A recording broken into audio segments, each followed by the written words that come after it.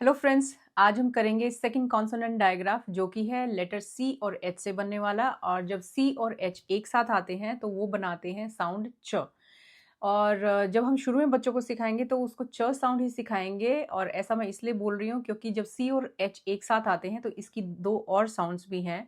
एक है क, जैसे कि स्कूल, एको, एंकर, स्कॉलर और केमिस्ट्री, साइकोलॉजी। सो यहाँ पे देखेंगे कि जो सी और एच आ रहा है साथ में उसको हम क बोल रहे हैं।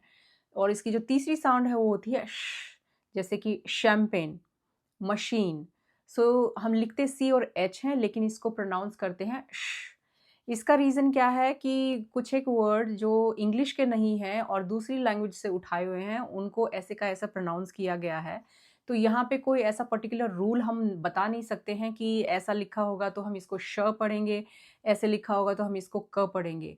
ये बहुत ज़्यादा लंबी चौड़ी लिस्ट नहीं है, बहुत ज़्यादा वर्ड नहीं है, तो इसको हम याद कर सकते हैं और इनको कैसे बोलना है वो शुरू से ही सीख सकते हैं। लेकिन जब हम बच्चों को सिखा रहे होते हैं डायग्राफ, उस टाइम हम इसकी बात नहीं करते हैं।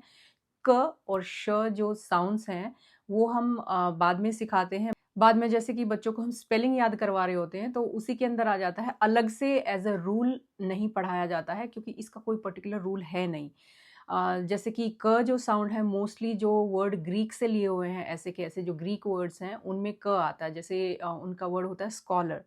सो जो स्कॉलर है वो ग्रीक से लिया हुआ है और उसी से फिर स्कूल है।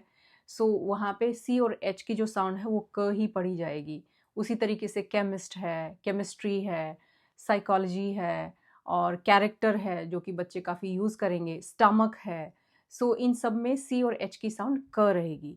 और सेम जैसे कि जर्मन वर्ड होते हैं जिनके एंड में सी एच लिखा होता है। फॉर एग्जांपल उनकी जो सिटी है म्यूनिक, सो उसमें एंड में सी एच लिखा हो उसको हम क पढ़ेंगे। तो ये सिर्फ हम इसको आइडेंटिफाई कर सकते हैं कि जो ये साउंड आ रही है, इस साउंड की वजह से हमें पता चल जाएगा कि ये वर्ड इंग्लिश का ना होके कहीं और से लिया हुआ है, कौन से जगह से लिया हुआ है। इसके अलावा इसका कोई और यूज़ है नहीं पता करने का कि सी एच की साउंड कहाँ क और कहाँ श है। अदर देन दैट कि उसके वर्ड का ओरिजिन पता चल रहा है हमें। जो हम बच्चों को सिखाएंगे वो हम सिखाएंगे कि जब सी और एच एक साथ आती है तो उसको हम च बोलते हैं। जो नई साउंड आएगी वो होगी च, च।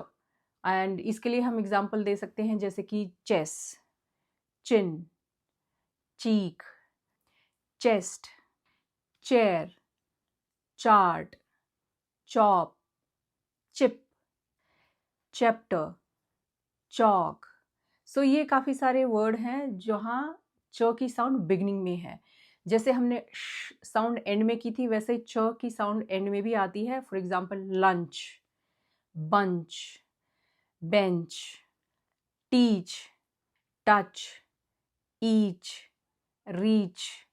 सो ऐसे बहुत सारे वर्ड हैं जहाँ पे जो साउंड है च की वो एंड में आती है। और एक ऐसा वर्ड भी है जिसकी शुरू में भी और एंड में भी च की साउंड है, वो है चर्च।